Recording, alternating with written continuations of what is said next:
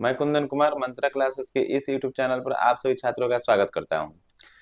आज फिर से हम लोग चौथा वीडियो की तरफ चलेंगे और 30 महत्वपूर्ण क्वेश्चनों को देखेंगे। ठीक है, तो ये हम लोग का चौथा वीडियो का सुपर 30 जीके जी इसका चौथा श्रृंखला को हम लोग देखेंगे। ठीक है, तो पहला क्वेश्चन की तरफ बढ़ते हैं और देखते हैं पहला क्वेश्चन।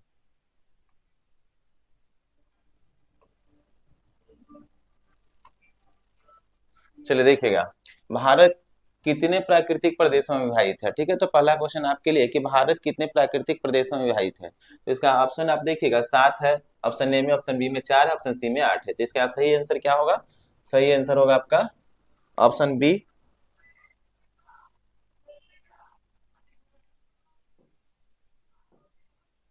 ठीक है, तो इसका ऑप्शन सही आंसर क्या होगा? Option B. भारत जो है कितने प्राकृतिक प्रदेशों में विभाजित है? तो 4 प्राकृतिक प्रदेशों में विभाजित है। ठीक है, इसको देखेंगे कौन कौन सा प्राकृतिक प्रदेश है। देखिए, पहला क्या है? उत्तर का पर्वतीय क्षेत्र, पर्वतीय क्षेत्र। ठीक है, पहला प्राकृतिक क्षेत्र। दूसरा देखेंगे, दूसरा आपका मध्य का, मध्य भारत का विशाल मैदान,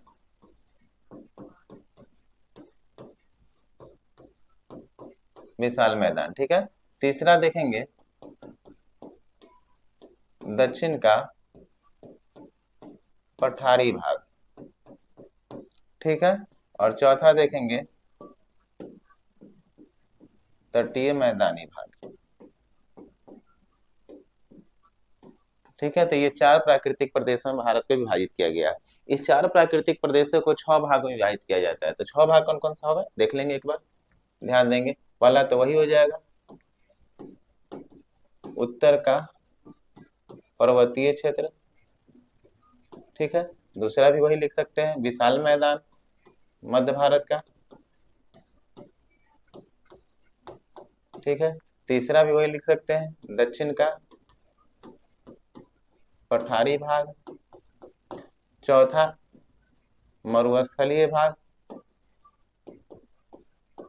ठीक है, पांचवा तटवर्ती मैदान, और छठा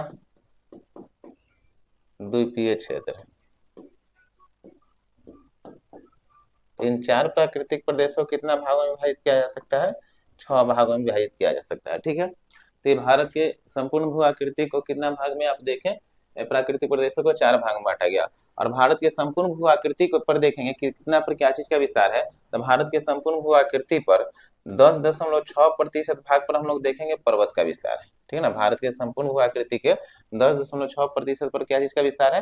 पर्वत का विस्तार है। ठीक है, पहाड़ी का देखेंगे भारत के संपूर्ण भू आकृति पर 18.5% भाग पर क्या चीज का विस्तार है? पहाड़ी का विस्तार है। ठीक है, पठार का विस्तार देखेंगे तो पठार का विस्तार जो है 27.7% भाग पर क्या चीज का विस्तार है? पठार का विस्तार है।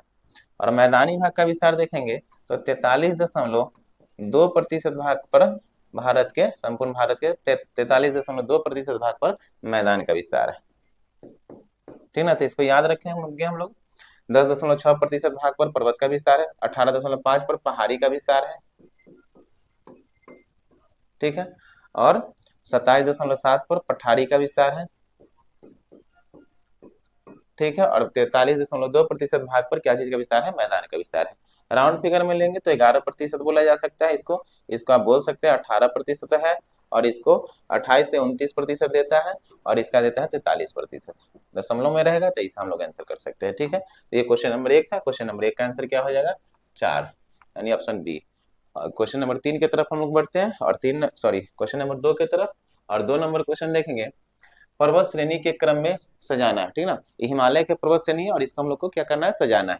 तो ऑप्शन ए में देखेंगे, बी में देखेंगे, सी में देखेंगे। तो पर्वत श्रेणी को सजाने से पहले हिमालय के कुछ पर्वतीय श्रृंखला को हम लोग देख लेते हैं और हिमालय को समझ लेते हैं, ताकि हम लोग को सजाने में एकदम आसानी हो जाएगा। ठीक ना, तो हिमालय के बारे में देखेंगे, हिमालय का विस्तार देखेंगे तो जम्मू कश्मीर के नंगा पर्वत से शुरू होता है और अरुणाचल प्रदेश के नामचा पर्वत है। ठीक ना, तो नंगा पर्वत, नंगा पर्वत से शुरू होता है और कहां तक हिमालय का विस्तार है? नामचा पर्वत तक, नामचा पर्वत तक। ठीक ना, कुल कितना किलोमीटर में हिमालय का विस्तार है? 2500 किलोमीटर में हिमालय का विस्तार है, ठीक ना। हिमालय जो है पश्चिम में अधिक चौड़ा और पूरब में सकरा है। पूरब में जो इसकी चौड़ाई है 200 किलोमीटर और पश्चिम में इसकी चौड़ाई जो देखेंगे 500 किलोमीटर, ठीक है। हिमालय का टोटल क्षेत्रफल देखेंगे, कुल क्षेत्रफल तो 5 लाख वर्ग किलोमीटर, ठीक है ना। 5 लाख वर्ग किलोमीटर हिमालय का क्षेत्रफल है। हिमालय जो है मुख्य रूप से भारत में ही नहीं अलग देशों में, तो ध्यान देंगे हिमालय के मुड़े हुए भाग को पाकिस्तान में किस नाम से, तो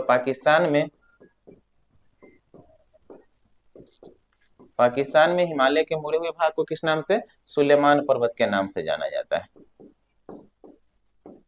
सुलेमान पर्वत के नाम से जाना जाता है, ठीक है। अफगानिस्तान में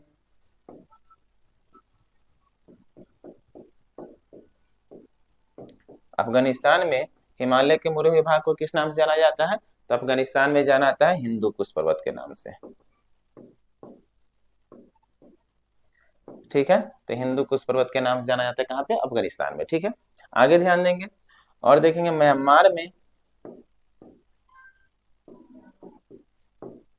म्यांमार में किस नाम से, आराकामा योमा पर्वत,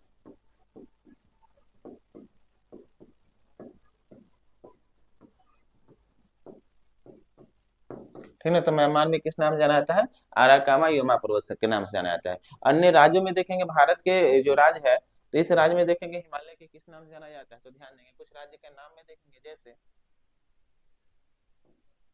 जैसे देखिए अरुणाचल प्रदेश में हिमालय के मुड़े भाग को किस नाम से, पटकाई बूम के नाम से जाना जाता है, पटकाई बूम, ठीक है।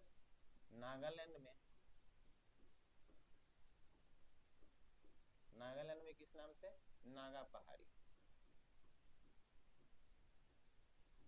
ठीक है। इसके अलावा मणिपुर में किस नाम से, लैमाटोल पहाड़ी के नाम से जाना जाता है, ठीक है। इसके अलावा देखेंगे मिजोरम में मिजो पहाड़ी के नाम से जाना जाता है, ठीक ना। तो ये हिमालय को अलग अलग राज्यों में अलग अलग नाम से और अलग अलग देशों में अलग अलग नामों से जाना जाता है। हिमालय के रूप को देखेंगे तो हिमालय को 4 भागों में बांटा गया है। कौन कौन सा 4 भाग है, एक बार देख लेंगे। ट्रांस हिमालय,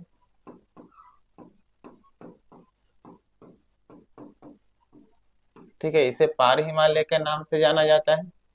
दूसरा देखेंगे महान हिमालय, ठीक ना।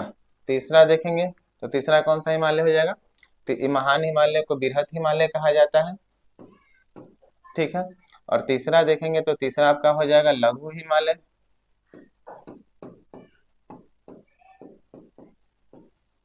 ठीक ना। तीसरा क्या हो जाएगा, लघु हिमालय।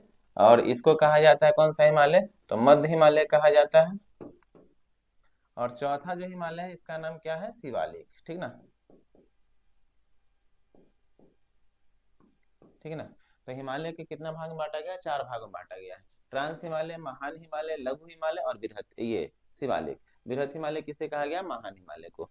तो इसको देख लेंगे हम लोग कि कैसे इसका विस्तार है। तो ध्यान देंगे ट्रांस हिमालय के अंतर्गत 3 पर्वत श्रेणी को शामिल किया जाता है। ट्रांस हिमालय के अंतर्गत कितने पर्वत श्रेणी को, 3 पर्वत श्रेणी को शामिल किया जाता है। कौन कौन सा, तो ध्यान देंगे काराकोरम, ये ट्रांस हिमालय का भाग है। दूसरा लद्दाख, यह भी ट्रांस हिमालय का भी है। और जास्कर, यह किसका भाग है, जास्कर, तो यह भी ट्रांस हिमालय का भाग है, ठीक ना। इसको थोड़ा हम लोग देख लेंगे मैप की सहायता से। तो देखिएगा ये ट्रांस हिमालय के 3 पहाड़ी को देखेंगे, कौन कौन सा है, तो ये काराकोरम,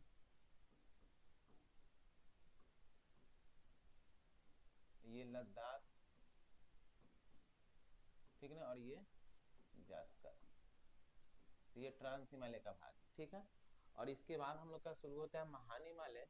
और महान हिमालय को हम बताए थे कहाँ से कहाँ तक, तो महान हिमालय नंगा पर्वत से लेकर नामचा पर्वत तक। इसके बाद ये जो हम लोग का हिमालय रहेगा, तो ये हिमालय हम लोग का होगा कौन सा, तो ये होगा मध्य हिमालय या लघु हिमालय। इसका नाम देखेंगे मध्य हिमालय या लघु हिमालय के पर्वत श्रेणियों का, तो पीर पंजाल जो कि जम्मू कश्मीर में होगा। हिमाचल प्रदेश में कौन सा पहाड़ी होगा लघु हिमालय का, धौलाधर, ठीक है। उत्तराखंड में कौन सा होगा, मसूरी, ठीक ना। और नेपाल वाला क्षेत्र है ये, तो नेपाल वाला क्षेत्र में क्या होगा, नामटिब्बा, ठीक है, इधर की तरफ सकरा होते चला जाएगा। और ये क्या हो जाएगा, शिवालिक, ठीक ना। तो ये हिमालय हम लोग देखें, हिमालय का नवीन मोरदार पर्वत है, ठीक ना, नवीन मोरदार पर्वत है। तो देखिएगा हम लोग को सजाना था क्रम को, तो देखेंगे सजाएंगे ऊपर से नीचे की तरफ तक, काराकोरम,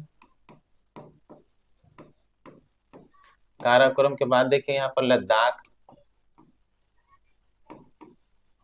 लद्दाख के बाद देखिए यहाँ जास्कर, और जास्कर के बाद क्या है, पीर पंजाल। तो ये क्रम को हम लोग देखेंगे उसमें, ठीक ना। काराकोरम, लद्दाख, जास्कर और पीर पंजाल कहाँ पे है, ठीक है। तो आते हैं हम लोग ऑप्शन पे, तो ध्यान दीजिएगा ऑप्शन नंबर सी में देखिए आप लोग, काराकोरम, ऑप्शन नंबर सी में देखिए काराकोरम, लद्दाख, जास्कर और पीर पंजाल। तो आंसर क्या हो जाएगा इसका, सी, ठीक है। तो ऑप्शन नंबर क्या हो जाएगा, सी। 2 नंबर क्वेश्चन था, आप लोग अच्छी तरह समझ चुके होंगे। क्वेश्चन नंबर हम लोग 3 पे बढ़ते हैं, ठीक है। चलिए क्वेश्चन नंबर 3 को देखेंगे। चलिए क्वेश्चन नंबर 3 क्या है कि इनमें से कौन सा सही है। थारू जो जनजाति उत्तर प्रदेश के, तहाँ उत्तराखंड उत्तर प्रदेश की थारू जनजाति है। भील जनजाति है राजस्थान की, ये भी ठीक है, राजस्थान की जनजाति क्या भील है। गद्दी जनजाति सिक्किम के, तो नहीं, गद्दी जनजाति कहाँ की है, गद्दी जनजाति है हिमाचल प्रदेश की, ठीक है। तो गद्दी जनजाति कहाँ की है, हिमाचल प्रदेश की है, ठीक ना। तो इसका आंसर क्या हो जाएगा, इनमें से कौन सही नहीं है, तो ये सही नहीं है, ये हिमाचल प्रदेश। सिक्किम की जनजाति लेप्चा है, ठीक ना। लेप्चा जनजाति कहाँ की, सिक्किम के भोटिया है, ठीक ना, कहाँ की, सिक्किम की है, ठीक ना। ध्यान देंगे उत्तराखंड की एक जनजाति का नाम याद रखेंगे, राजी, ठीक ना। उत्तराखंड की जनजाति है संथाल, कहाँ की जनजाति है, संथाल या मुंडा, संथाल और मुंडा कहाँ की जनजाति है, तो ये दोनों है झारखंड की, ठीक ना, याद रखिएगा। भारत की सबसे बड़ी जनजाति कौन सी है, तो भारत की सबसे बड़ी जनजाति कौन सी जनजाति है, भील जनजाति, ठीक ना। तो भारत की सबसे बड़ी जनजाति जो है भील जनजाति, ठीक ना। चलिए तो क्वेश्चन नंबर क्या था, 3, और इसका आंसर सही आंसर क्या होगा, गद्दी, ठीक है। तो 3 नंबर के बाद हम लोग बढ़ते हैं 4 नंबर में। 4 नंबर है कि बिहार के किस जिले में गंगा नदी की सबसे अधिक लंबाई है, सबसे ज्यादा लंबाई बिहार के किस जिले में है गंगा नदी का, ठीक है। तो ऐसा हम लोग देखेंगे पहले कि बिहार के किस जिले में गंगा नदी की सबसे अधिक लंबाई है। आंसर है ऑप्शन है भागलपुर, कटिहार, पटना। तो पटना में सबसे अधिक है गंगा नदी की लंबाई, जो कि लगभग कितना किलोमीटर है, 99 किलोमीटर, ठीक ना। हम बताए थे पिछले क्लास में या पिछले वीडियो में एक बार चर्चा हो चुका है इस पर कि गंगा नदी जो है बिहार के कितने जिले से होकर प्रवाहित होती है। तो गंगा नदी बिहार के 12 जिले से होकर प्रवाहित होती है। कितना जिला से, 12 जिले से प्रवाहित होती है। कौन कौन सा जिला था, एक बार फिर से रिविजन कर लेंगे हम लोग। तो पहला हम बताए थे बक्सर, बक्सर, भोजपुर, ठीक है, भोजपुर के बाद पटना, ठीक है, पटना के बाद वैशाली, एक सारण भी लिखेंगे, सारण छूट गया, सारण, ठीक है, समस्तीपुर, ठीक है, समस्तीपुर के बाद ध्यान देंगे बेगूसराय, ठीक है, बेगूसराय के बाद ध्यान देंगे मुंगेर, ठीक है, खगड़िया, ठीक है, खगड़िया के बाद ध्यान देंगे तो खगड़िया के बाद हम लोग लिख सकते हैं लखीसराय, ठीक है, भागलपुर और कटिहार। इतना राज्य से होकर बिहार में गंगा नदी क्या होती है, प्रवाहित होती है। और सबसे अधिक कहाँ पर हो जाएगा, पटना में। और पटना में कितना किलोमीटर में, 99 किलोमीटर। और पूरे बिहार में गंगा नदी कितने किलोमीटर में प्रवाहित होती है, तो पूरे बिहार में गंगा नदी जो प्रवाहित होती है, तो बिहार से कितना किलोमीटर में प्रवाहित होती है, 445 किलोमीटर में प्रवाहित होती है, ठीक है। 445 किलोमीटर में बिहार में गंगा नदी प्रवाहित होती है, ठीक ना। गंगा नदी की कुल लंबाई कितना है? 2525 किलोमीटर। और गंगा नदी सबसे अधिक कहाँ प्रवाहित होती है? तो उत्तर प्रदेश में, लगभग कितना? 1450 किलोमीटर। और सबसे कम कहाँ? झारखंड में। कितना किलोमीटर? 80 किलोमीटर। कितना राज्य से गंगा नदी प्रवाहित होती है? तो 5 राज्यों से होकर गंगा नदी प्रवाहित होती है। कौन कौन राज्य? तो गंगा गंगोत्री से निकलती है, पश्चिम बंगाल होते हुए बांग्लादेश में प्रवेश करती है और बंगाल के खाड़ी में गिरती है। कौन कौन सा राज्य हो जाएगा? उत्तराखंड हो जाएगा, उत्तर प्रदेश हो जाएगा, बिहार हो जाएगा, झारखंड हो जाएगा, पश्चिम बंगाल हो जाएगा। और उसके बाद कहाँ पर? बांग्लादेश में चली जाती है। बांग्लादेश में गंगा नदी को किस नाम से जाना जाता है? बांग्लादेश में गंगा नदी को पद्मा नदी के नाम से जाना जाता है। और गंगा जब पद्मा के नाम से जाना जाता है गंगा को बांग्लादेश में, और ब्रह्मपुत्रा को किस नाम से जाना जाता है? जमुना के नाम से जाना जाता है। और दोनों के संगम में आकर जब मिलती है बराकर नदी, बराकर, तब इसको क्या कहा जाता है? मेघना कहा जाता है, ठीक ना। कौन सा नदी कहा जाता है? मेघना नदी कहा जाता है। बांग्लादेश को नदियों का देश कहा जाता है और पाकिस्तान को नहरों का देश कहा जाता है। इस बात को याद रखेंगे। तो ये क्वेश्चन नंबर कितना था? 4। और इसका सही आंसर क्या हो जाएगा? पटना। गंगा की सबसे लंबी सहायक नदी कौन सी है? तो गंगा की सबसे लंबी सहायक नदी है यमुना है। और बिहार में गंगा की सबसे लंबी सहायक नदी कौन सी है? तो घाघरा है, ठीक ना, याद रखेंगे। बिहार का शोक किस नदी को कहा जाता है? तो बिहार का शोक कोसी नदी को कहा जाता है। और कोसी नदी सबसे अधिक मार्ग बदलने वाली नदी या सबसे अधिक विसर्पित वाली नदी, विसर्पित होने वाली नदी है, ठीक है। इसका आंसर क्या था आप लोग का? पटना, ठीक है। क्वेश्चन नंबर 4 था। क्वेश्चन नंबर 5 की हम लोग बढ़ते हैं। क्वेश्चन नंबर 5 है, भारतीय यात्रा में फाहियान ने एक अस्पताल का उल्लेख किया है, यह स्थित कहाँ है? तो फाहियान जो था किसके दरबार में आया था? और ये ने भारतीय यात्रा में क्या चीज का उल्लेख किया है? एक अस्पताल का उल्लेख किया। यह कहाँ स्थित था, ठीक ना। तो यह जो स्थित था पाटलिपुत्र, ठीक ना। तो ध्यान देंगे। फाहियान के बारे में देखेंगे कि फाहियान किसके समय में भारत आया था। तो फाहियान जो आया था भारत चंद्रगुप्त द्वितीय के समय में, ठीक ना। चंद्रगुप्त द्वितीय के समय में फाहियान भारत आया था। और कब आया था? तो 399 ईस्वी में आया था, ठीक ना।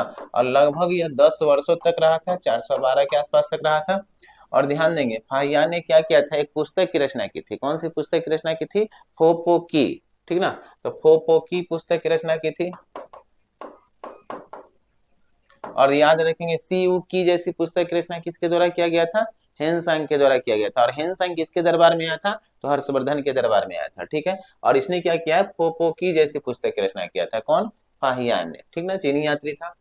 आगे ध्यान देंगे चंद्रगुप्त के मौर्य, चंद्रगुप्त द्वितीय के बारे में याद रखेंगे कि चंद्रगुप्त द्वितीय ने क्या किया था? 388 ईस्वी में किसको पराजित किया था? रुद्रदामन द्वितीय को, ठीक ना। रुद्रदामन या रुद्रसेन द्वितीय को पराजित किया था। और इसके उपलक्ष्य में क्या किया था? एक उपाधि धारण किया था, क्या चीज का? विक्रमादित्य का। क्या चीज की उपाधि को धारण किया है? विक्रमादित्य की उपाधि को धारण किया था। कौन? चंद्रगुप्त द्वितीय, ठीक ना। और इसके सैन्य उपलब्धि के विषय में जानकारी जो मिलती है, तो चंद्रगुप्त द्वितीय के सैन्य उपलब्धियों के विषय में जानकारी दिल्ली स्थित महरौली लौह स्तंभ अभिलेख से मिलती है, ठीक ना। दिल्ली स्थित, दिल्ली के महरौली लौह स्तंभ से, महरौली लौह स्तंभ अभिलेख से मिलती है। ये इसे जंगरोधी स्तंभ अभिलेख कहा जाता है क्योंकि इसमें अभी तक जंग नहीं लगा है, ठीक ना। और इसमें इसका नाम क्या मिलता है? चंद्रगुप्त द्वितीय का चंद्र मिलता है, ठीक ना। चलिए आगे ध्यान देंगे। चंद्रगुप्त द्वितीय के शासन काल को कौन सा, सॉरी, चंद्रगुप्त द्वितीय के नहीं, पूरे गुप्त काल के शासन काल को कौन सा काल कहा जाता है? स्वर्ण काल कहा जाता है। कालिदास जैसे कामंडक, शूद्रक, ये सब विद्वान इसी काल में उपस्थित हुए थे। और इस काल से कला और संस्कृति के दृष्टिकोण से चंद्रगुप्त द्वितीय के काल को यानी गुप्त काल को कौन से काल के नाम से जाना जाता है? तो स्वर्ण काल के नाम से जाना जाता है। इस बात को याद रखेंगे। चलिए आगे की तरफ इसी में कुछ चीज को और देख लेते हैं। चंद्रगुप्त द्वितीय के ये इसी में तो एक बात और याद रखेंगे, इस राजवंश की स्थापना किसके द्वारा किया गया है? श्रीगुप्त के द्वारा, ठीक ना। श्रीगुप्त के द्वारा, गुप्त राजवंश की स्थापना किसके द्वारा? श्रीगुप्त के द्वारा किया गया है। और इस राजवंश का वास्तविक संस्थापक बोलेंगे तो चंद्रगुप्त प्रथम, ठीक ना। कौन था? चंद्रगुप्त प्रथम। तो चंद्रगुप्त प्रथम इस राजवंश का वास्तविक शासक था। और ये कब गद्दी पर बैठा था? 319 से लेकर 320। और इसी समय क्या चलाया गया? गुप्त संवत चलाया गया, ठीक ना। तो गुप्त संवत चलाया गया था। चंद्रगुप्त प्रथम प्रथम शासक था जिसने क्या किया था? महाधीराज की उपाधि को धारण किया था। महाधीराज की उपाधि को धारण किया था। तो इसका सही आंसर क्या हो जाएगा? पाटलिपुत्र। उज्जैन किस कौन सी महाजनपद की राजधानी थी? ठीक ना, इसको आप लोग लिखेंगे। उज्जैन जो थी अवंती की राजधानी थी। कौशाम्बी किस महाजनपद की राजधानी थी? तो कौशाम्बी मत्स्य की राजधानी थी। और मत्स्य की राजधानी कहाँ थी? विराटनगर। तो इस चीज को भी हम लोग ध्यान देते हुए चलेंगे। चलिए अगले क्वेश्चन की ओर बढ़ते हैं। और इसमें क्वेश्चन क्या है? इनमें से कौन सही है? तो इसमें सही बात बताना है कि इसमें कौन सही है, ठीक है। फिरोज शाह तुगलक जिसने क्या किया? नहरों का निर्माण कराया, ये सही है। फिरोज शाह तुगलक ने नहरों का निर्माण कराया था। आगे है अलाउद्दीन खिलजी दीवाने रियासत नामक विभाग की स्थापना कराया था, ये भी सही सही है। अलाउद्दीन खिलजी ने दीवाने रियासत नामक विभाग की स्थापना किया था। और तीसरा क्या है कि बलबन नौरोज त्योहार को प्रारंभ किया था, ये भी सही है कि बलबन ने नौरोज त्योहार को प्रारंभ किया था। इसको देख लेते हैं हम लोग थोड़ा सा डिटेल्स में। देखिए फिरोज शाह तुगलक के बारे में सर हेनरी इलियट है, ठीक ना। तो इलियट ने क्या कहा था? सर हेनरी इलियट ने फिरोज शाह तुगलक के बारे में कहा था इस सल्तनत काल का अकबर, ठीक ना, ठीक ना। सल्तनत काल का अकबर किसे कहा गया? तो सल्तनत काल का अकबर किसको कहा गया? फिरोज शाह तुगलक को, ठीक ना। फिरोज शाह तुगलक का शासन काल देखेंगे हम लोग तो 1351 से लेकर 1388 इसका शासन काल रहा है, ठीक है। फिरोज शाह तुगलक के बारे में देखेंगे, ये लोक कल्याणकारी शासक था। फिरोज शाह तुगलक कैसा शासक था? लोक कल्याणकारी शासक था। फिरोज शाह तुगलक दिल्ली सल्तनत का या मध्यकालीन भारत का प्रथम शासक था जिसने नहरों का जाल बिछाया था, यानी सबसे अधिक संख्या में नहरों का निर्माण कराया, ठीक ना, नहरों का जाल बिछाया था। और बहते हुए बाग बगीचों में बहते हुए जल का प्रबंध कराया था फिरोज शाह तुगलक ने, ठीक है। चलिए आगे ध्यान देंगे। प्राचीन भारत का प्रथम शासक कौन था जिसने नहरों का निर्माण कराया था? तो महापद्म नंद। इस बात को भी याद रखेंगे।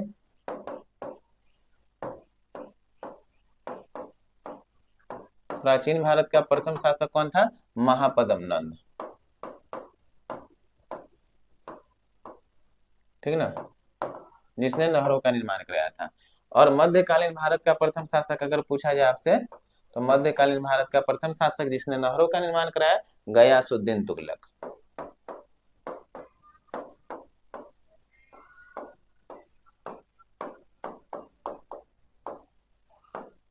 ठीक ना।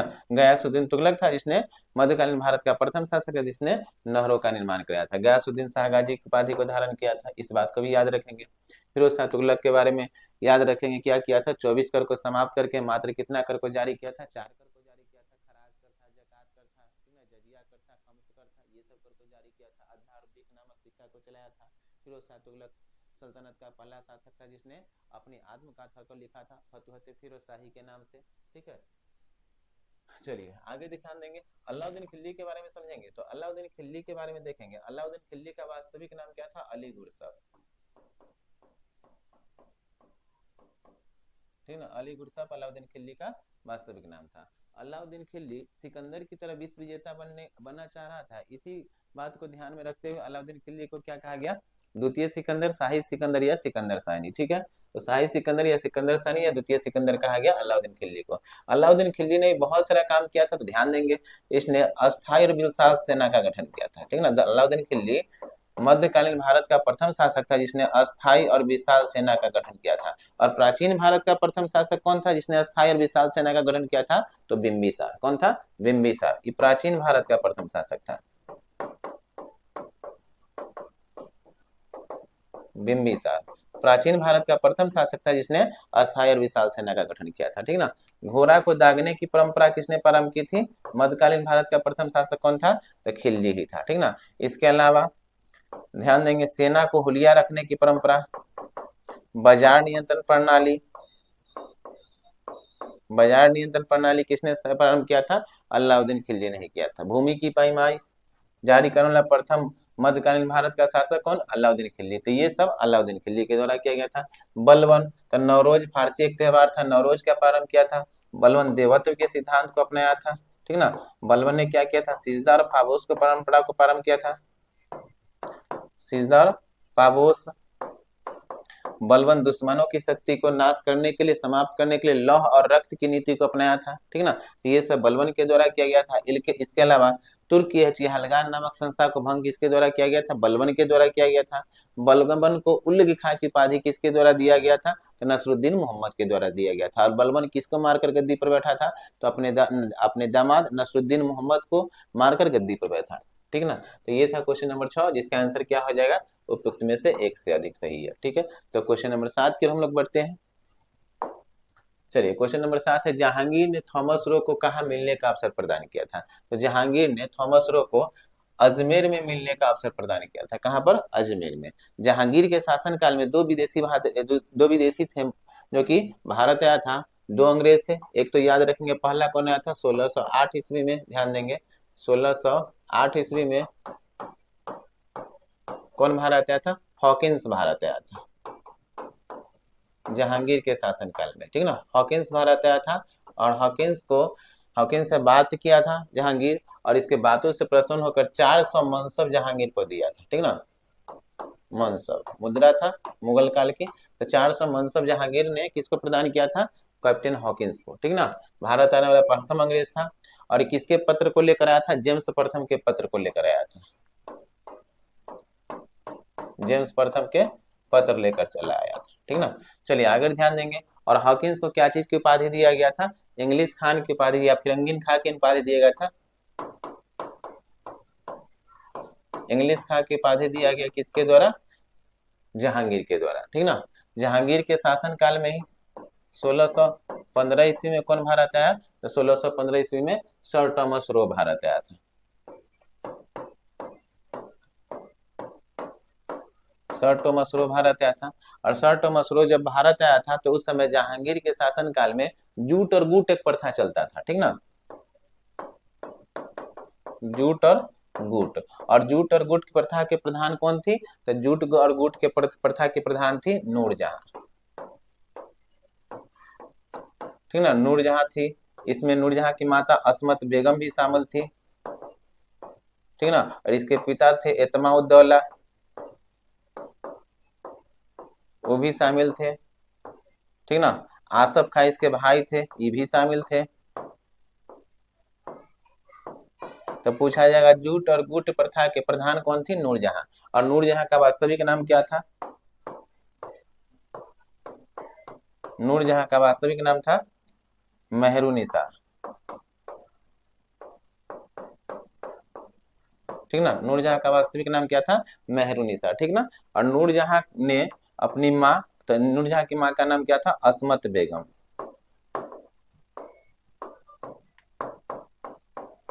नूरजहां अपनी माँ अस्मत बेगम से क्या की थी? गुलाब से इत्र निकालने की परंपरा को सीख रखी थी।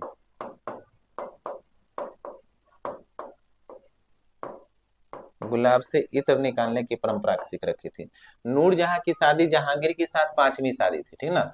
नूरजहां की शादी जहांगीर के साथ पांचवी शादी थी। और नूरजहां की शादी, नूरजहां जो जहांगीर जो शादी किया था नूरजहां के साथ, पांचवी शादी थी नूरजहां का, इससे सॉरी जहांगीर का, जो कि इससे पहले जहांगीर 4 शादी और कर चुके थे, ठीक ना।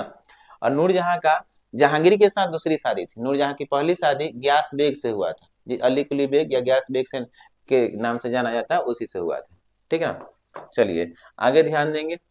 ये क्वेश्चन नंबर कितना था? जहांगीर ने थॉमस रो को कहाँ मिलने का अवसर प्रदान किया था?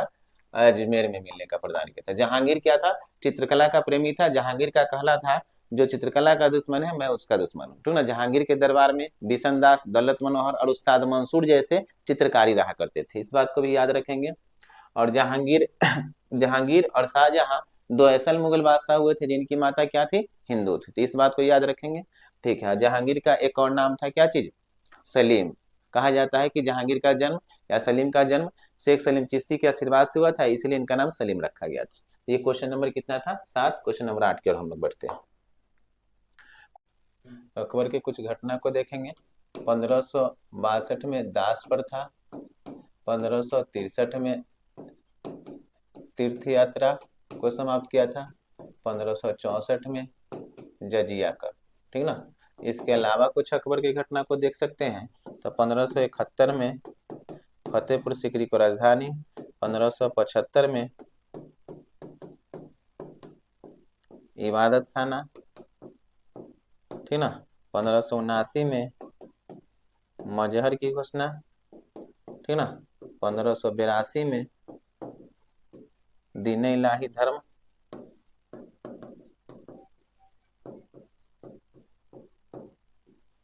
धर्म को चले आया था, बहुत सारे बात है इनके बारे में, मोहम्मद शाह देख लिए, ठीक ना। तो इसका आंसर क्या हो जाएगा, मयूर शासन प्रवर्तन वाला अंतिम शासक मोहम्मद शाह। तो क्वेश्चन नंबर 8 था। क्वेश्चन नंबर 9 की तरफ हम लोग बढ़ते हैं, ठीक है।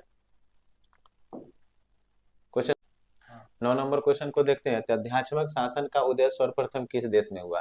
तो ये उदय हुआ कहाँ पर? अमेरिका में, ठीक ना। तो अध्यात्मक शासन क्या होता है? तो संसद, ध्यान देंगे, लोकतंत्र के दो रूप होते हैं, एक अध्यात्मक शासन प्रणाली और एक संसदीय शासन प्रणाली, ठीक ना। तो अध्यात्मक शासन प्रणाली किस देश को, कैसे शासन व्यवस्था को कहा जाता है? अध्यात्मक शासन प्रणाली में देश के सर्वे सर्वा कौन होता है? राष्ट्रपति, ठीक ना। कौन होता है? राष्ट्रपति। अध्यात्मक शासन प्रणाली में वहां पर प्रधानमंत्री नहीं होते। और संसदीय शासन प्रणाली में क्या होता है? संसदीय शासन प्रणाली में क्या होता है? देश के प्रधान दो होते हैं। कौन कौन होंगे? एक में होंगे प्रधानमंत्री, एक तो राष्ट्रपति होंगे, और एक क्या होंगे? प्रधानमंत्री, ठीक ना। लेकिन देश के सर्वोच्च प्रधान कौन होते हैं? प्रधानमंत्री, ठीक ना। संसदीय शासन व्यवस्था में देश के सर्वोच्च प्रधान कौन? प्रधानमंत्री। और अध्यक्षात्मक शासन व्यवस्था में देश के सर्वोच्च प्रधान कौन? राष्ट्रपति। तो अमेरिका से लिया गया क्या चीज? अध्यात्मक शासन प्रणाली। और क्या क्या चीज लिया गया अमेरिका से? प्रस्तावना, सर्वोच्च न्यायालय, ठीक ना। इसके अलावा न्यायिक पुनर्वलोकन अमेरिका के संविधान से लिया गया है। जनहित याचिका अमेरिका के संविधान से लिया गया है। उपराष्ट्रपति का पद अमेरिका के संविधान से लिया गया है। राष्ट्रपति उपराष्ट्रपति पर महाभियोग प्रक्रिया, यह भी अमेरिका के संविधान से लिया गया है। तो ये सारी बात अमेरिका के संविधान से लिया गया। ब्रिटेन के संविधान से क्या क्या चीज लिया गया है? तो राष्ट्रपति का पद ब्रिटेन के संविधान से लिया गया। संसदीय शासन व्यवस्था, मंत्रिमंडल की व्यवस्था, एक समान कानूनी व्यवस्था, अधिक मतों से जीतने की व्याख्या, तो ये सब लिया गया कहाँ से? ब्रिटेन के संविधान से, ठीक है। यहाँ पर क्या है? कनाडा। तो कनाडा के संविधान से क्या लिया गया है? राज्यपाल का पद, ठीक ना। इसके अलावा संघात्मक शासन प्रणाली, ठीक ना, अवशिष्ट शक्ति, ठीक ना, केंद्र और राज्य के बीच बंटवारा, ये सब कनाडा के संविधान से लिया गया है। तो इसका आंसर क्या हो जाएगा? अमेरिका 9 नंबर का। 10 नंबर क्वेश्चन की ओर हम लोग बढ़ते हैं। 10 नंबर में भारतीय संविधान सभा के उद्घाटन अधिवेशन की अध्यक्षता किसके द्वारा कराया गया? ठीक ना। तो भारतीय संविधान सभा की, तो संविधान सभा की प्रथम बैठक या उद्घाटन के कब हुआ था? तो ध्यान देंगे 9 दिसंबर 1946 ईस्वी को संविधान सभा का प्रथम बैठक हुआ था। और इसी प्रथम बैठक में क्या किया गया? सच्चिदानंद सिन्हा को संविधान सभा का प्रथम अस्थायी अध्यक्ष चुना गया था। अस्थायी अध्यक्ष याद रखेंगे। संविधान सभा का अस्थायी अध्यक्ष किन को चुना गया था? डॉक्टर सच्चिदानंद सिन्हा को। संविधान सभा के प्रथम बैठक हुआ था 9 दिसंबर 1946 ईस्वी को, ठीक है। दूसरा बैठक कब हुआ? कब? तो 11 दिसंबर 1946 ईस्वी को संविधान सभा के दूसरे बैठक में डॉक्टर राजेंद्र प्रसाद जी को क्या चुना गया?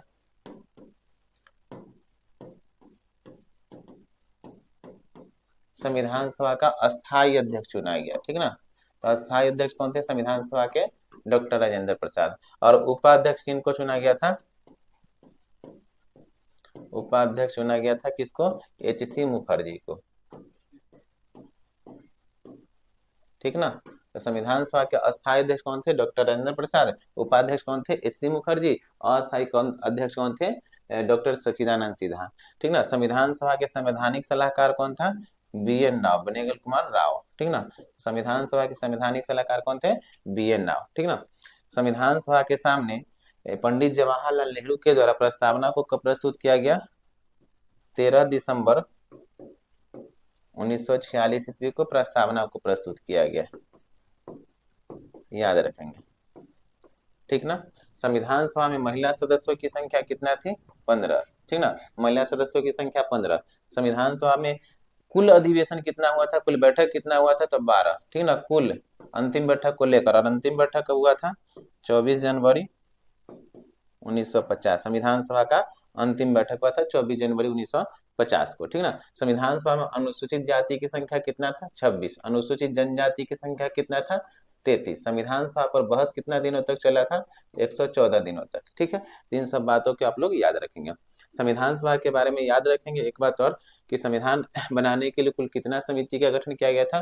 13 समिति का, ठीक ना। 13 समिति में सबसे प्रमुख समिति प्रारूप समिति, प्रारूप समिति को मसौदा समिति या पांडुलेखन समिति के नाम से जाना जाता है। तो इसका आंसर क्या हो जाएगा?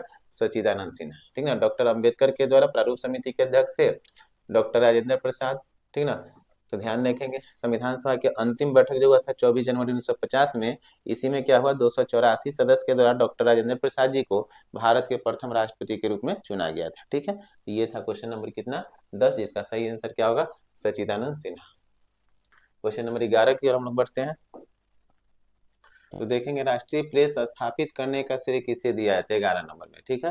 तो ध्यान देंगे बाल गंगाधर तिलक, राजाराम मोहन राय, तारकनाथ दास, ठीक ना। तो राजाराम मोहन राय जी को क्या कहा जाता है? राष्ट्रीय प्रेस स्थापित करने का श्रेय दिया जाता है, ठीक ना। तो राष्ट्रीय प्रेस स्थापित करने का श्रेय किसे दिया जाता है? राजाराम मोहन राय जी को दिया जाता है, ठीक है। इसका देखेंगे राजाराम मोहन राय जी के बारे में। इनका जन्म हुआ था 1772 ईस्वी में। कहाँ पर हुआ था?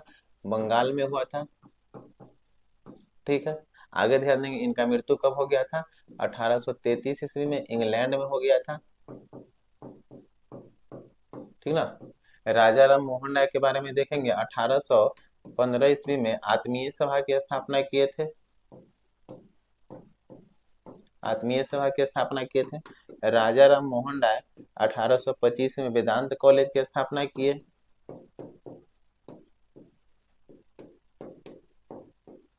ठीक है। राजाराम मोहन राय 1829 ईस्वी में, राजाराम मोहन राय जी के प्रयासों से 1829 ईस्वी में लॉर्ड विलियम बेंटिक के द्वारा सती प्रथा का अंत किया गया, सती प्रथा का अंत किया गया। राजाराम मोहन राय के द्वारा ही 1828 ईस्वी में ब्रह्म समाज की स्थापना की गई, ठीक है। राजाराम मोहन राय की मृत्यु तो बता चुके हैं यहाँ पर। राजाराम मोहन राय के बारे में ध्यान देंगे संवाद कुमैदी जैसी पत्रिका का प्रकाशन, संवाद कुमैदी, मिरातुल अखबार,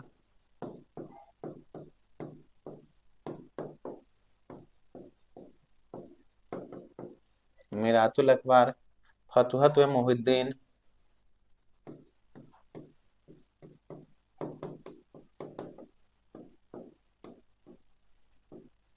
फतुहत मुहिद्दीन, ये सब लिखा गया किसके द्वारा? राजाराम मोहन राय जी के द्वारा।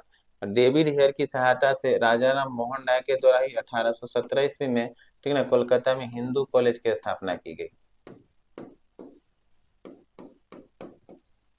ठीक है। हिंदू कॉलेज की स्थापना की गई। तो इसका आंसर क्या हो जाएगा?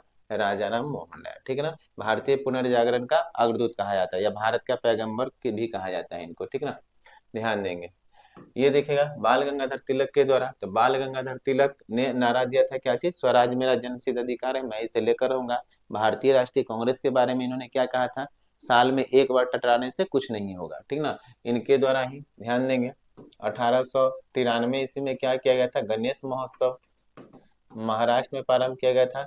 और 1895 ईस्वी में शिवाजी महोत्सव को प्रारंभ किया गया था, ठीक ना। तो ये सब बात याद रखेंगे। तारकनाथ दास के द्वारा फ्री हिंदुस्तान, फ्री हिंदुस्तान नामक पत्रिका का प्रकाशन किया गया था। अमेरिका में क्रांतिकारियों का संगठन किसके द्वारा?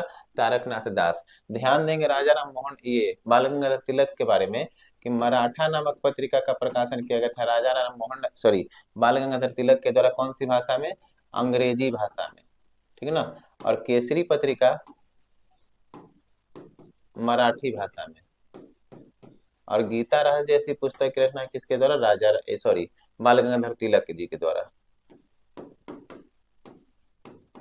यह भी जेल में किया गया था, मांडल जेल में, ठीक है। तो इसका सही आंसर क्या हो जाएगा? राजाराम मोहन राय। तो 11 नंबर क्वेश्चन था। हम लोग क्वेश्चन नंबर 12 की तरफ बढ़ते हैं, ठीक है। क्वेश्चन नंबर 12 क्या है कि भारतीय संविधान की प्रस्तावना में उल्लेखित नहीं है। क्या सा उल्लेखित नहीं है? ध्यान देंगे सामाजिक न्याय, आर्थिक न्याय, आर्थिक न्याय और राजनीतिक न्याय या धार्मिक न्याय, ठीक ना। इसमें कौन सा उल्लेखित नहीं है? धार्मिक न्याय उल्लेखित नहीं है, ठीक ना। तो भारतीय प्रस्तावना को देखेंगे तो प्रस्तावना को संविधान का कुंजी भी कहा जाता है, जन्मपत्री भी कहा जाता है। किसके द्वारा कहा गया? के मुंशी के द्वारा कहा गया था जन्मपत्री, ठीक है ना, या राजनीति का जन्मपत्री कहा गया था। प्रस्तावना को अभी बताए थे कुछ देर पहले कि 13 दिसंबर 1946 ईस्वी को किसके द्वारा प्रस्तुत किया गया था? पंडित जवाहरलाल नेहरू के द्वारा प्रस्तुत किया गया। इसे भारतीय संविधान का अंग कब बनाया गया? तो ध्यान देंगे 22 जुलाई 1947 को प्रस्तावना को भारतीय संविधान का अंग बना दिया गया। ठीक है, प्रस्तावना के बारे में समझेंगे कि प्रस्तावना में बहुत बार प्रस्तावना संविधान का भाग है या नहीं, तो ये किसके द्वारा निर्णय दिया गया कि सर्वोच्च न्यायालय ने निर्णय दिया किसके अनुशंसा पर कि प्रस्तावना संविधान का भाग है और इसमें संशोधन किया जा सकता है? तो केशवानंद बनाम भारती समिति के द्वारा। तो ये बहुत इंपॉर्टेंट है, केशवानंद बनाम भारती समिति। केशवानंद बनाम भारती समिति कब? 1973 के द्वारा सर्वोच्च न्यायालय ने निर्णय दिया कि प्रस्तावना संविधान का अंग है या भाग है और इसमें संशोधन किया जा सकता है, लेकिन इसके मूल बात में परिवर्तन नहीं किया जा सकता है, इसमें कोई बात को जोड़ा जा सकता है। और इन्हीं बातों को ध्यान में रखते हुए प्रस्तावना में प्रथम बार संशोधन किया गया कब? 42वां संशोधन हुआ था कब? 1976 के तहत प्रस्तावना में प्रथम बार संशोधन किया गया और 3 शब्द को जोड़ा गया प्रस्तावना में। कौन कौन सा शब्द जोड़ा गया? पंथ निरपेक्ष, जिसे धर्म निरपेक्ष भी कहा जाता है, पंथ निरपेक्ष, अखंडता और क्या चीज? समाजवाद। ये 3 शब्द जो है प्रस्तावना में बाद में जोड़ा गया है। कैमा संविधान संशोधन के तहत? 42वां संविधान संशोधन के तहत। और प्रस्तावना में अभी तक मात्र 1 बार संशोधन हुआ है। ठीक है, ध्यान देंगे। तो प्रस्तावना में कितने प्रकार के न्याय की चर्चा किया गया है? 3 प्रकार के न्याय का, सामाजिक न्याय, आर्थिक न्याय और राजनीतिक न्याय। प्रस्तावना में कितने प्रकार की स्वतंत्रता का चर्चा किया गया है? तो प्रस्तावना में 5 प्रकार की स्वतंत्रता का चर्चा किया गया। कौन कौन सा है? तो ध्यान देंगे, विचार की स्वतंत्रता, विचार अभिव्यक्ति, ठीक है, विश्वास, धर्म और उपासना। 5 प्रकार की स्वतंत्रता का चर्चा किया गया है प्रस्तावना में। ठीक ना, विचार अभिव्यक्ति, विश्वास, धर्म और उपासना की स्वतंत्रता का चर्चा किया गया है। अवसर की समानता, कितने प्रकार की समानता? तो 2 प्रकार की, प्रतिष्ठा और अवसर। समानता कितने प्रकार का दिया गया है? 2 प्रकार की, प्रतिष्ठा और अवसर की समानता। ठीक है ना, और स्वतंत्रता 5 प्रकार के, न्याय कितना प्रकार के? 3 प्रकार के। ये बहुत इंपॉर्टेंट बात है, इसको आप लोग याद रखेंगे। ठीक ना, तो ये क्वेश्चन नंबर 12 था। क्वेश्चन नंबर 13 की तरफ हम लोग बढ़ते हैं। क्वेश्चन नंबर 13, भारत का प्रधानमंत्री किसके प्रति जवाबदेह होता है? ठीक ना, तो भारत का प्रधानमंत्री जो होता है लोकसभा के प्रति जवाबदेह होता है। ठीक ना, भारत में प्रधानमंत्री कब बनते हैं? तो जब लोकसभा में जो प्रधानमंत्री बनते हैं उनकी पार्टी जब बहुमत में आती है तभी उसमें उस पार्टी में से एक व्यक्ति को प्रधानमंत्री के रूप में नियुक्त की जाती है। तो ध्यान देंगे, प्रधानमंत्री की नियुक्ति होता है या निर्वाचन होता है? तो प्रधानमंत्री की नियुक्ति की जाती है, याद रखेंगे हमेशा, न कि निर्वाचन की जाएगी। तो प्रधानमंत्री की नियुक्ति किसके द्वारा? राष्ट्रपति के द्वारा, अनुच्छेद 75 के तहत। ठीक ना, तो प्रधानमंत्री की नियुक्ति की जाती है। प्रधानमंत्री की नियुक्ति कब की जाती है? तो प्रधानमंत्री की नियुक्ति होती है जब लोकसभा का चुनाव होता है और लोकसभा के चुनाव में जब पार्टी बहुमत में आती है तो पार्टी के बहुमत में आने के बाद जो पार्टी बहुमत प्राप्त कर लेती है उसी पार्टी में से एक व्यक्ति को प्रधानमंत्री के रूप में नियुक्त किया जाता है। और प्रधानमंत्री का कार्यकाल कितना साल का होगा? तो प्रधानमंत्री का कार्यकाल लोकसभा के बहुमत पर निर्भर करता है। ठीक ना, लोकसभा के बहुमत पर।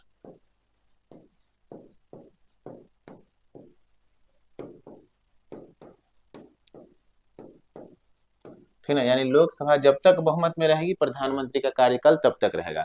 और जैसे ही लोकसभा में बहुमत अगर प्रधानमंत्री खो देती है तो प्रधानमंत्री को अपना त्याग पत्र देता है और प्रधानमंत्री अपना त्याग पत्र किसको देंगे? राष्ट्रपति को।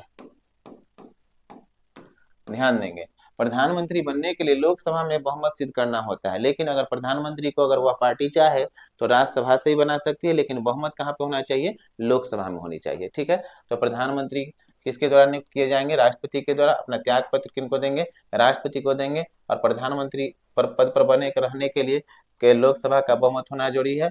अगर प्रधानमंत्री त्याग पत्र दे देते हैं तो मंत्री परिषद के सभी सदस्य को अपना त्याग पत्र देना पड़ता है। ठीक है, मंत्रिमंडल, मूल संविधान में मंत्रिमंडल शब्द का चर्चा था? तो नहीं था। इसे कब जोड़ा गया? 44वां संविधान संशोधन 1978 के तहत 352 के क में जोड़ा गया मंत्रिमंडल शब्द। मंत्रिपरिषद शब्द संविधान में था और मंत्रिपरिषद की चर्चा भारतीय संविधान के कितना में किया गया है? 74 में किया गया, ठीक ना। लोकसभा क्या होता है? तो लोकसभा स्थायी सदन होता है, अस्थायी? अस्थायी, ठीक ना। संसद का प्रथम या दूसरा? प्रथम। उच्च या निम्न? तो निम्न सदन होता है। लोकसभा की चर्चा कितना में? तो अनुच्छेद, ठीक ना, ध्यान देंगे, अनुच्छेद 79 में क्या है? संसद है, ध्यान देंगे। 80 में राज्यसभा और 81 में लोकसभा, ठीक है। तो 79, 80, 81 याद रखेंगे। 79 में क्या? संसद, 80 में राज्यसभा और 81 में लोकसभा की चर्चा किया गया है, ठीक है। तो इसका आंसर क्या हो जाएगा? लोकसभा के प्रति उत्तरदायी होते हैं। एक पॉइंट और याद रखेंगे, 75 के 3 के तहत क्या चीज का चर्चा किया गया है? तो 75 के 3 के तहत क्या चीज का चर्चा किया गया है? तो ध्यान देंगे, लोकसभा मंत्रिपरिषद सामूहिक रूप से किसके प्रति उत्तरदायी होते हैं? तो मंत्रिपरिषद सामूहिक रूप से लोकसभा के प्रति उत्तरदायी होते हैं, जबकि व्यक्तिगत रूप से राष्ट्रपति के प्रति उत्तरदायी होते हैं, ठीक ना। मंत्रिपरिषद के प्रत्येक सदस्य व्यक्तिगत रूप से राष्ट्रपति के प्रति उत्तरदायी होंगे और सामूहिक रूप से लोकसभा के प्रति उत्तरदायी होंगे, ठीक ना, अनुच्छेद 75 के 3 के तहत। तो ये था हम लोग का 13 नंबर क्वेश्चन। 14 नंबर क्वेश्चन की तरफ हम लोग बढ़ते हैं। 14 नंबर क्वेश्चन, इनमें से कौन सुमेलित है? विश्व का जन्नत किसे कहा जाता है? पेरिस, सही है। यूरोप का खारा किसे कहा जाता है? बेल्जियम, ये भी सही है। दक्षिण का ब्रिटेन किसे कहा जाता है? न्यूजीलैंड, यह भी सही है। तो इसका आंसर क्या हो जाएगा? उपयुक्त में से एक से अधिक सही है, ठीक ना। तो 14 नंबर क्वेश्चन समझ चुके होंगे, उपनाम था। आगे बढ़ते हैं 15 नंबर की तरफ। चिहुआ, ठीक है, मरुस्थल कहाँ है? तो ये मरुस्थल है उत्तरी अमेरिका में। चिली में कौन सा मरुस्थल है? आटाकामा मरुस्थल, ठीक ना। आटाकामा मरुस्थल कहाँ पर है? चिली में। अर्जेंटीना में कौन सा मरुस्थल है? पेंटोगोनिया का मरुस्थल, ठीक ना। तो पेंटोगोनिया का मरुस्थल कहाँ है? अर्जेंटीना में, ठीक ना। इसके अलावा ध्यान देंगे, गोबी का मरुस्थल कहाँ है? मंगोलिया में या चीन में बोल सकते हैं। विश्व का सबसे बड़ा मरुस्थल कौन सा है? सहारा मरुस्थल है, कहाँ पर है? उत्तरी अफ्रीका में।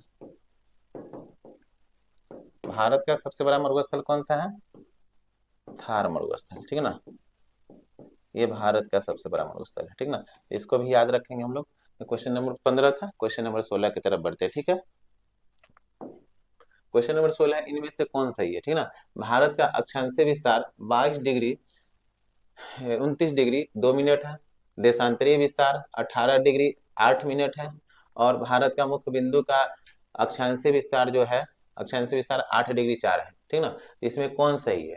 ये तीनों सही है, ए भी सही है, बी भी सही है और सी भी सही है, ठीक ना। कैसे समझिए, देखिए, भारत का अक्षांशीय विस्तार हम लोग जानते हैं कि भारत का अक्षांशीय विस्तार जो है कितना, तो ध्यान देंगे 8 डिग्री 4 मिनट से लेकर 8 डिग्री 4 मिनट से लेकर कितना 37 डिग्री 6 मिनट, ठीक ना। तो भारत का अक्षांशीय विस्तार कितना है? 8 डिग्री 4 मिनट से लेकर 37 डिग्री 6 मिनट। जबकि देशांतरीय विस्तार देखेंगे तो देशांतरीय विस्तार है कितना 68 डिग्री 7 मिनट से लेकर 97 डिग्री 25 मिनट। तो पहले अक्षांशीय विस्तार को हम लोग देख लेंगे कितना अंतर है, ठीक ना। तो अक्षांशीय विस्तार का अंतर निकालेंगे हम लोग, तो ध्यान दीजिए, अक्षांशीय विस्तार का अंतर निकालेंगे तो 8 डिग्री 4 मिनट है और से लेकर 37 डिग्री 6 मिनट। तो 37 डिग्री 6 मिनट में से हम लोग कितना घटा लेंगे? 37 डिग्री 6 मिनट है 68, घटा लेंगे कितना 8 डिग्री 4 मिनट। तो घटाइएगा तो 6 में से 4 जाएगा कितना 2, ठीक ना। और ये बच गया कितना 17 में से 8 गया 9 और ये कितना 2, तो 29 डिग्री 2 मिनट आया। तो ये अक्षांशीय विस्तार का अंतर कितना हो गया 29 डिग्री 2 मिनट। तो ये सही है, ठीक ना, अक्षांशीय विस्तार। देशांतरीय विस्तार का अंतर हम लोग देख लेते हैं। तो देशांतरीय विस्तार का अंतर निकालेंगे तो देखिएगा 97 डिग्री 25 मिनट और 68 डिग्री कितना है 7 मिनट, ठीक ना। तो ध्यान देंगे 15 में 7 जाएगा 8 हो जाएगा, यानी 18 डिग्री हो गया। और यहाँ 17 में से 8 जाएगा 9 हो जाएगा और ये कितना 8 में से 6 जाएगा 2 हो जाएगा, यानी 29 डिग्री 18 मिनट। तो 29 डिग्री 18 मिनट, ये 29 डिग्री 18 मिनट हो गया। तो यह भी सही है। भारत का मुख्य बिंदु का अक्षांशीय छोर कितना है? तो मुख्य बिंदु ध्यान देंगे, ये जो होता है भारत का मुख्य बिंदु, ठीक ना। तो मुख्य बिंदु का भारत का अंतिम छोर केप कमोरिन या कन्याकुमारी, और भारत का अक्षांशीय विस्तार यहीं से 8 डिग्री 4 मिनट है। जबकि दक्षिणतम छोर देखेंगे तो दक्षिणतम छोर भारत का कितना है 6 डिग्री 4 मिनट, जहां पर क्या है इंदिरा पॉइंट। अगर मुख्य बिंदु बोलेगा तो केप कमोरिन, ठीक है ना। कन्याकुमारी 8 डिग्री 4 मिनट, लेकिन भारत के सुदूर स्थित सबसे दक्षिणी बिंदु बोलेगा तब क्या हो जाएगा 6 डिग्री 4 मिनट इंदिरा पॉइंट। ठीक है, तो इसका आंसर क्या हो जाएगा, उपयुक्त में से एक से अधिक। इसको समझ चुके होंगे आप लोग अच्छी तरीका से। भारत के एक बात और याद रखिएगा, भारत का मानक समय जो है, भारत का मानक समय कितना डिग्री है, तो भारत का मानक समय जिसे IST इंडियन स्टैंडर्ड टाइम कहा जाता है 82.5 डिग्री। और 82.5 डिग्री कौन सा देशांतर, पूर्वी देशांतर। तो भारत का मानक समय जो है 82.5 डिग्री पूर्वी देशांतर, जो कि कितना राज्य से होकर गुजरेगी, 5 राज्य से होकर गुजरती है। ठीक ना, 5 कौन कौन सा राज्य है, पहले उत्तर प्रदेश से चलती है, उत्तर प्रदेश के बाद, ठीक ना, उत्तर प्रदेश के बाद मध्य प्रदेश, मध्य प्रदेश के बाद छत्तीसगढ़, ठीक ना, छत्तीसगढ़ के बाद उड़ीसा, ठीक ना, और उड़ीसा के बाद आंध्र प्रदेश। तो ये 5 राज्य से होकर भारत का मानक समय जो है IST गुजरती है। ठीक ना, तो इस क्वेश्चन का सही आंसर क्या हो जाएगा, उपयुक्त में से एक से अधिक। ठीक है, 16 नंबर क्वेश्चन था। 17 नंबर के हम बढ़ते हैं। चलिए 17 नंबर क्वेश्चन है कि विदिशा किस नदी के तट पर स्थित है। तो विदिशा एक शहर है जो कि किस नदी के तट पर है, यह विदिशा जो बेतवा नदी के तट पर है। कौन सा नदी के तट पर है, बेतवा नदी के तट पर है। नर्मदा नदी, रामगंगा नदी, गोमती नदी, नहीं, एक में इनमें में से कोई नहीं। नर्मदा नदी पर कौन सा शहर, जब्बलपुर। भरूच भी कौन सा नदी पर है, भरूच भी जब्बल, ये नर्मदा नदी पर। रामगंगा पर कौन सा शहर है, बरेली। ठीक ना, बरेली कौन सा नदी पर है, रामगंगा नदी पर। गोमती नदी पर कौन सा, लखनऊ। तो ये सब है, ठीक ना, तो इसको याद रखेंगे। 17 नंबर क्वेश्चन था जिसका आंसर होगा उपयुक्त में से कोई नहीं, इसका आंसर क्या हो जाएगा, बेतवा नदी। ठीक ना, 17 नंबर क्वेश्चन। 18 नंबर की ओर हम लोग बढ़ते हैं। 18 नंबर में नाना साहब का कमांडर इन चीफ कौन था। ठीक ना, तो नाना साहब का कमांडर इन चीफ कौन था, तात्या टोपे। ठीक ना, तात्या टोपे नाना सागर का कमांडर इन चीफ था। तात्या टोपे का वास्तविक नाम ध्यान देंगे, दोंदुपंत था। ठीक ना, दोंदुपंत तात्या टोपे का वास्तविक नाम था।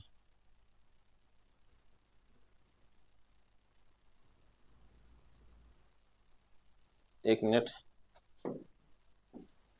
तात्या टोपे का वास्तविक नाम रामचंद्र पांडुरंग था। तात्या टोपे का वास्तविक नाम क्या है, रामचंद्र पांडुरंग। ठीक ना, नाना साहब का वास्तविक नाम क्या था, दोंदुपंत। ठीक ना, तो नाना साहब का वास्तविक नाम क्या है, दोंदुपंत, दोंदुपंत। और इसका कमांडर चीफ कौन था, तात्या टोपे। नाना साहब ने, ध्यान देंगे, 1857 के विद्रोह में नाना साहब ने कहां से नेतृत्व किया था क्रांतिकारियों का, तो नेतृत्व किया था कानपुर से। नाना साहब अंतिम पेशवा बाजीराव द्वितीय का दत्तक पुत्र था। बाजीराव द्वितीय का दत्तक पुत्र कहा जाता है, गोद लिया हुआ। ठीक ना, तो ये था नाना साहब। और नाना साहब के बारे में इतना याद रखिएगा। तो और बिरगिस कदर के बारे में याद रखिएगा। ठीक ना, बिरगिस कदर के बारे में याद रखिएगा, उड़नपरी के नाम से जाना जाता था, और उसी का नेतृत्व किया गया था लखनऊ में बेगम हजरत महल के पुत्र बिरगिस कदर के द्वारा कुछ समय के लिए लखनऊ से नेतृत्व किया गया था। ठीक है, तो ये क्वेश्चन नंबर 18 था। क्वेश्चन नंबर 19 की ओर हम लोग बढ़ते हैं। क्वेश्चन नंबर 19 है, महात्मा गांधी को मंगला बाबा किसके द्वारा कहा गया। ठीक ना, तो महात्मा गांधी को मंगला बाबा जो कहा गया, खान अब्दुल गफ्फार खान के द्वारा कहा गया। किनके द्वारा कहा गया, खान अब्दुल गफ्फार खान को। ठीक ना, खान अब्दुल गफ्फार खान को फ्रंटियर गांधी या सीमांत गांधी के नाम से जाना जाता है, सीमांत गांधी। ठीक ना, तो खान अब्दुल गफ्फार खान को किस नाम से जाना जाता है, फ्रंटियर गांधी या सीमांत गांधी के नाम से जाना जाता है। इन्होंने एक सेना का संगठन किया था, कौन सा, खुदाई खिदमतगार नामक सेना गठन।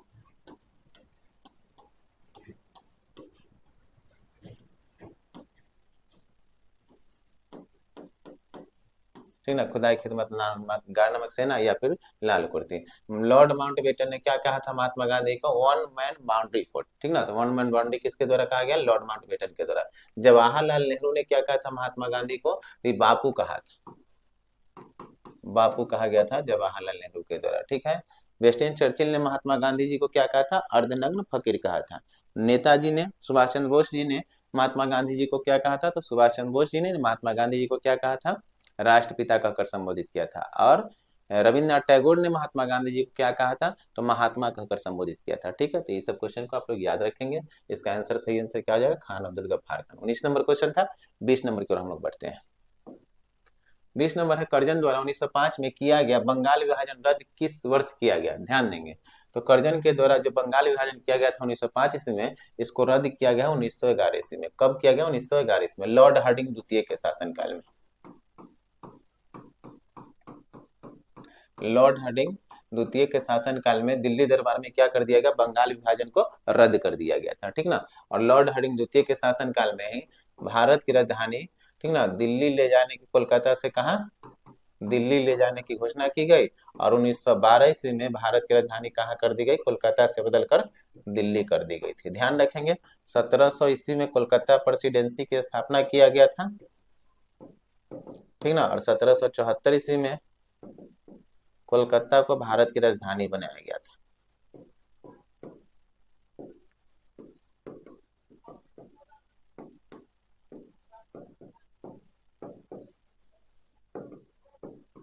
राजधानी बनाया गया था, ठीक ना।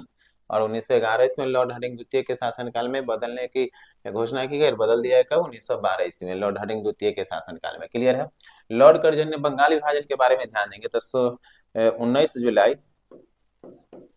1905 ईस्वी में बंगाल विभाजन की घोषणा की गई। इसे स्वीकार कब कर लिया गया? 16 अक्टूबर 1905 ईस्वी को बंगाल विभाजन के घोषणा पत्र को स्वीकार किया गया था, ठीक ना। बंगाल विभाजन के समय 7 अगस्त 1905 ईस्वी को बंग भंग आंदोलन या स्वदेशी आंदोलन चलाया गया था। कौन सा आंदोलन? स्वदेशी आंदोलन। और इसका नेतृत्व किसके द्वारा किया गया था? सुरेंद्रनाथ बनर्जी के द्वारा, ठीक ना। और बंगाल विभाजन के ऊपर लॉर्ड कर्जन का कहना था कि उसने बंगाल का विभाजन सांप्रदायिकता को ध्यान में रखते हुए नहीं बल्कि प्रशासनिक सुविधा को ध्यान में रखते हुए किया है। लेकिन भारतीयों का कहना था कि लॉर्ड कर्जन ने बंगाल का विभाजन सांप्रदायिकता को ध्यान में रखते हुए किया, ठीक ना। लॉर्ड कर्जन की तुलना गोपाल कृष्ण गोखले ने किससे की थी? औरंगजेब से की थी। तो इस बात को याद रखेंगे हम लोग। चलिए आगे बढ़ते हैं हम लोग क्वेश्चन नंबर कितना पर? 21 पे। तो इसका सही आंसर क्या हो जाएगा? 1911। क्वेश्चन नंबर 21 है, एक राज्य बनाने के लिए संवैधानिक संशोधन कैसा बहुमत चाहिए, ठीक ना। तो साधारण बहुमत चाहिए। राज्य को बनाने के लिए कैसा बहुमत चाहिए? साधारण बहुमत चाहिए, ठीक ना। तो इसका आंसर क्या हो जाएगा? 1। भारतीय संविधान के अनुच्छेद 1 देखेंगे, भारत अर्थात इंडिया क्या है? राज्यों का संघ। अनुच्छेद 1 में क्या कहा गया है? भारत अर्थात इंडिया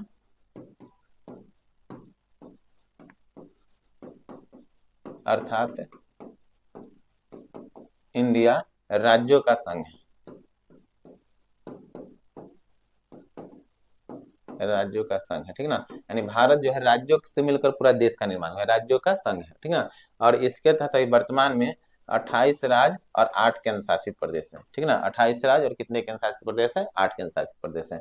अनुच्छेद 2 में देखेंगे तो संसद को अधिकार दिया गया कि संसद चाहे तो नए राज्य की स्थापना कर सकती है। और 3 में क्या कहा गया? अनुच्छेद 3 में संसद को अधिकार दिया गया है कि संसद चाहे तो नए राज्य के नाम में परिवर्तन है, किसी राज्य के नाम में परिवर्तन और सीमा में परिवर्तन कर सकती है। 4 में है किसी राज्य के नाम में परिवर्तन और सीमा में परिवर्तन के लिए या राज्य को स्थापित करने के लिए संवैधानिक संशोधन प्रक्रिया का जरूरत नहीं है, इसे साधारण बहुमत के आधार पर भी किया जा सकता है। तो इसका सही आंसर क्या है? साधारण बहुमत पर किसी राज्य की स्थापना किया जा सकता है। तो क्वेश्चन नंबर कितना था? 21। क्वेश्चन नंबर 22 की ओर हम लोग बढ़ते हैं। क्वेश्चन नंबर 22 है, भारत रत्न सम्मान पाने वाला खेलों का पहला व्यक्ति कौन है? खेलों का ध्यान रखेंगे, खेल में पाने वाला पहला व्यक्ति कौन है? तो सचिन तेंदुलकर, ठीक ना। तो सचिन तेंदुलकर जो है भारत रत्न पुरस्कार पाने वाले पहले ऐसे खिलाड़ी है, ठीक ना, खिलाड़ी है जो कि भारत रत्न पुरस्कार दिया। कब दिया गया? 2014 में, ठीक ना। भारत रत्न पुरस्कार सचिन तेंदुलकर और CN राव को दिया गया था 2014 में, ठीक है। भारत रत्न के बारे में देखेंगे, भारत रत्न की पुरस्कार की शुरुआत हुआ 1954 ईस्वी में, ठीक ना। और सर्वप्रथम इसमें किसको दिया गया था? 3 व्यक्ति को दिया गया, सर्वपल्ली राधाकृष्णन, सर्वपल्ली राधाकृष्णन, ठीक ना, सी राजगोपालाचारी और CV रमन। 3 व्यक्ति को भारत रत्न पुरस्कार सर्वप्रथम दिया गया। भारत रत्न पुरस्कार भारत का सबसे बड़ा सम्मानीय पुरस्कार है, इसमें किसी प्रकार की राशि नहीं दी जाती है। भारत का सबसे बड़ा सम्मानीय पुरस्कार है। भारत रत्न पुरस्कार पाने वाली प्रथम महिला श्रीमती इंदिरा गांधी, ठीक ना। तो श्रीमती इंदिरा गांधी को यह पुरस्कार कब दिया गया था? 1971 ईस्वी में। मरणोपरांत भारत रत्न पुरस्कार पाने वाले व्यक्ति लाल बहादुर शास्त्री, कब दिया गया? 1966 ईस्वी में, ठीक ना। लाल बहादुर शास्त्री। सचिन तेंदुलकर के बारे में याद एक बात और रखिएगा, सबसे कम उम्र में भारत रत्न पुरस्कार पाने वाले व्यक्ति भी कौन है? सचिन तेंदुलकर। और सबसे अधिक उम्र में भारत रत्न पुरस्कार पाने वाले व्यक्ति कौन है? डी.के. कर्वे, ठीक ना। और इनको कब दिया गया? 1998 ईस्वी में डी.के. कर्वे को दिया गया था 100 वर्ष की उम्र में, ठीक ना। 39 वर्ष की उम्र में सचिन तेंदुलकर को दिया गया था, ठीक है। चलिए ध्यान देंगे, तो लाल बहादुर शास्त्री। और प्रथम ध्यान देंगे विदेशी जिनको भारत रत्न पुरस्कार दिया गया, तो खान अब्दुल गफ्फार खान। कब दिया गया? 1987 ईस्वी में, खान अब्दुल गफ्फार खान, ये प्रथम विदेशी है, ठीक ना। चलिए ये बात को याद रखिएगा। क्वेश्चन नंबर कितना था? 22। और भारत रत्न पुरस्कार जिस व्यक्ति को दिया जाता है वह भारत के 7वें नागरिक बन जाते हैं। क्या में नागरिक? 7वें नागरिक क्रम के अनुसार, ठीक ना, 7वें नागरिक बनते हैं, कहलाते हैं, ठीक ना। ये क्वेश्चन नंबर कितना था? अभी जो याद रखेंगे कि अभी वर्तमान समय में कितने व्यक्ति को 2024 में भारत रत्न पुरस्कार से नवाजा गया है? 5 व्यक्ति को नवाजा गया है। कब? 2024 में। अभी तक लगभग 53 व्यक्ति को भारत रत्न पुरस्कार दिया जा चुका है, ठीक ना। किनको किनको दिया गया है ध्यान रखेंगे? चौधरी चरण सिंह को दिया गया है, ठीक ना। कर्पूरी ठाकुर को दिया गया है, पीवी नरसिम्हा राव को दिया गया है, एम स्वामीनाथन को दिया गया है, ठीक ना। तो इन सब व्यक्ति को भारत रत्न पुरस्कार दिया गया है, ठीक है। ये क्वेश्चन नंबर कितना था? 22। 23 पे हम लोग बढ़ते हैं। इसका आंसर क्या लिखे आप लोग? क्वेश्चन होगा सचिन तेंदुलकर, ठीक है। क्वेश्चन नंबर 23 पे आते हैं हम लोग। किसके प्रयासों से बिहार में प्रांतीय कांग्रेस का दूसरा अधिवेशन हुआ था? तो दीप नारायण सिंह के प्रयासों से क्या हुआ था? बिहार में प्रांतीय कांग्रेस का दूसरा सम्मेलन होता है। बिहार में कांग्रेस का कितना बैठक हुआ है? तो बिहार में देखेंगे एक 1912 में हुआ था। कहाँ पर हुआ था? बांकीपुर में। और इसका अधिवेशन किसके द्वारा? रास बिहारी बोस के द्वारा, रास बिहारी बोस के द्वारा कराया गया। 1922 के गया अधिवेशन किसके द्वारा कराया गया? गया में चित्तरंजन दास के द्वारा, ठीक है, याद रखेंगे। और एक याद रखिएगा 1940 के रामगढ़ अधिवेशन, ठीक ना, किसके द्वारा कराया गया? अबुल कलाम आजाद,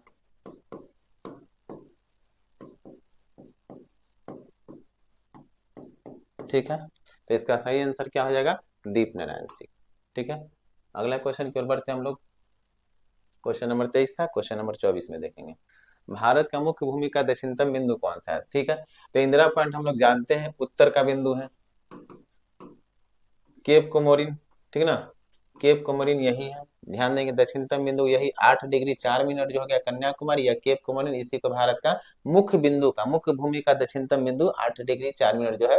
और सबसे सुदूर दक्षिणतम बिंदु बोलेगा तब 6 डिग्री 4 मिनट जो है क्या है? इंदिरा पॉइंट। या मुख्य भूमि का दक्षिणतम बिंदु हमसे पूछ रहा है तो क्या हो जाएगा? केप कोमोरिन या कन्याकुमारी, ठीक ना। तो इसका सही आंसर हो जाएगा केप कोमोरिन। वालांगू क्या था? सबसे पूर्वी बिंदु का नाम। सबसे पश्चिमी बिंदु का नाम क्या था? गौ माता या सरक्रिक। सबसे उत्तरी बिंदु का नाम क्या था हम लोग का?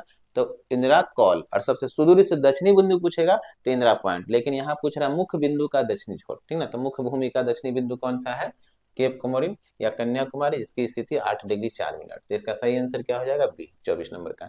25 नंबर क्वेश्चन की ओर हम लोग बढ़ते हैं।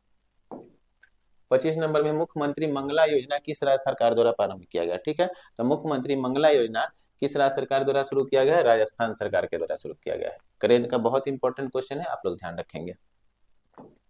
चलिए, हाल ही में सर्वश्रेष्ठ समुद्री राज्य की पुरस्कार किस राज्य को सम्मानित किया गया? तो केरल को सम्मानित किया गया समुद्री राज्य का सम्मान से। किस राज्य को सम्मानित किया गया? केरल को, ठीक है। क्वेश्चन नंबर कितना था? 26। क्वेश्चन नंबर 27 की तरफ हम लोग बढ़ते हैं। क्वेश्चन नंबर 27 को देखेंगे। हाल ही में सौर गठबंधन का 104वां पूर्ण सदस्य देश कौन बना है? तो ये अर्मेनिया बना है, ठीक ना। सौर गठबंधन का मुख्यालय कहाँ? अंतरराष्ट्रीय सौर गठबंधन का गुरुग्राम, ठीक ना। यहाँ प्रागवे है तो ये 100वां सदस्य देश बना था। और स्पेन है तो ये 99 सदस्य देश बना था। और ये क्या बना है? 104वां सदस्य देश बना है। तो इसको याद रखेंगे, आर्मेनिया बना है 104वां सदस्य पूर्ण सदस्य देश, ठीक है। ये क्वेश्चन नंबर कितना था? 27। क्वेश्चन नंबर 28 की ओर हम लोग बढ़ते हैं। क्वेश्चन नंबर 28 है, अभ्यास ब्रज प्रहार किस देश में के साथ हुआ है? तो ब्रज प्रहार हुआ है अमेरिका के साथ, ठीक है। क्वेश्चन नंबर कितना था? ये 28 था। आगे की ओर बढ़ते हैं, क्वेश्चन नंबर 29 में ध्यान देंगे। पहला एशियाई बौद्ध शिखर सम्मेलन कहाँ पर आरंभ हुआ है? तो पहला एशियाई बौद्ध शिखर सम्मेलन जो आयोजित किया गया है कहाँ पे? दिल्ली में आयोजित किया गया, ठीक है। तो कहाँ पे आयोजित किया गया? दिल्ली में। क्वेश्चन नंबर 29 था। क्वेश्चन नंबर 30 की तरफ बढ़ते हैं हम लोग। क्वेश्चन नंबर 30 है, हाल ही में डोनाल्ड ट्रंप अमेरिका के कौन से राष्ट्रपति कैमे राष्ट्रपति बने हैं? तो डोनाल्ड ट्रंप जो बने हैं कैमे 47वें राष्ट्रपति बने हैं। और कौन से पार्टी से राष्ट्रपति बने हैं? तो ये बने हैं कौन? रिपब्लिकन पार्टी से। और किस पार्टी के उम्मीदवार को हराया? कंजर्वेटिव पार्टी के उम्मीदवार को हराया। और किन को हराया? कमला हैरिस को हराया। ठीक है, तो ये क्वेश्चन नंबर कितना था? 30। तो ये 30 क्वेश्चन को हम लोग देखे थे बहुत अच्छे तरीका से, डिस्कशन को देखें। उम्मीद करते हैं कि आप लोग को बहुत अच्छा लगा होगा और इसका एक एक बात पर ध्यान रखेंगे और रिवीजन करेंगे और इसको नोट डाउन करेंगे। ठीक है, तो ये क्वेश्चन नंबर कितना था? 30। एक क्वेश्चन आपके लिए होगा जिसे देख लेते हैं हम लोग। तो ये क्वेश्चन आपके लिए है कि प्रथम अखिल भारतीय कांग्रेस समाजवादी सम्मेलन कहाँ हुआ था? ऑप्शन ए में मुजफ्फरपुर, ऑप्शन बी है भागलपुर, ऑप्शन सी है पटना, उपयुक्त में से एक से अधिक और उपयुक्त में से कोई नहीं। ठीक है, तो इसका आंसर आप लोग कमेंट बॉक्स में लिखेंगे। अभी तक के जो भी लगभग 3 वीडियो बन चुका है और ये चौथा वीडियो है, और 3 वीडियो में 2 वीडियो में शायद क्वेश्चन डाला गया था जिसमें से एक या दो ही स्टूडेंट का जवाब आ पाता है। तो आप लोग कोशिश कीजिए कि जितना आदमी वीडियो देख रहे हैं वो सभी कोई आप लोग क्वेश्चन का आंसर देंगे। ठीक है, तो ये सेशन कैसा रहा लगा आप लोग को, आप लोग कमेंट बॉक्स में लिखेंगे। धन्यवाद। चलिए ठीक है।